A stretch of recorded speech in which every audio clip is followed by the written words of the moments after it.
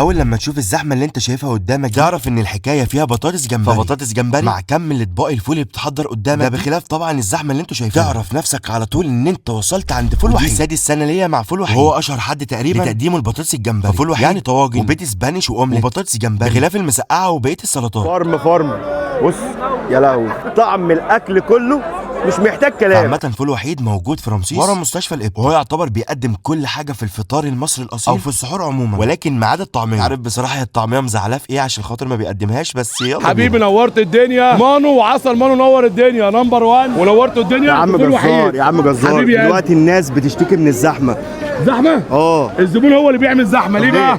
بيجي يقعد على الترابيزه زي كده ما قطعش بون، حلو، بيفكر بعد كده يروح يقطع بون. عمل ما بيقطع بون ويجي يقعد على الترابيزه وانا ارجع اجيب له الحاجه، اصبح ان هو خد مكان لترابيزته والزبون اللي يقعد بعد منه. يعني بمعنى اصح كل واحد يجي يقطع بون الاول قبل ما يجي يقعد. هننزل من العربيه، والشباب اللي انتوا شايفينها دي اكتر ناس كسبت في المسابقه اللي فاتت كانت عباره عن لايك كومنت تعمل فيه منشن لكل صحابك، واكتر حد هيعمل كومنتات هطلعه معايا الريفيو الجاي. يلا بينا على فول وحيد نقيم الاكل ونشوف نفس الطعم من 6 سنين ولا في شويه تغيرات. فمش هنعمل زي عيسى الوزان، هنشتغل فود بلوج، نروح الاماكن الفخمه، هنقول على كل الاكل الجوس والوحش منه لوز. بالنسبه للبطاطس الجمبري في الهايمن هي زي ما هي، فول زيت حار او اسكندراني او بالطشه او بالسمنه صراحه بوم. طاجن فول بالسجق، اي نعم السجق عايز يزيد حبه 2 3 ولكن الطعم بصراحه بوم، واللي محليه اكتر التوابل اللي فيه. شرفتونا يا جماعه، كل سنه وانتم طيبين. حسام باولو والناس الحلوه اللي معاهم كل سنه وانتم طيبين ومصر كلها بخير.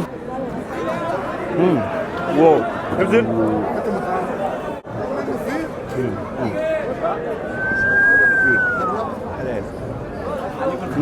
عايز اقول لك بصراحه يعني هو وحيد ليه شويه حاجات كده انت لازم بجد تروح عشانهم. صوبيا بالبيستاشيو طبعا في الاجواء الشعبيه اللي احنا فيها عند فول وحيد. لا ايه ده؟ لا والله بجد اختراع من الحسيني. تعال اسمك ايه بقى؟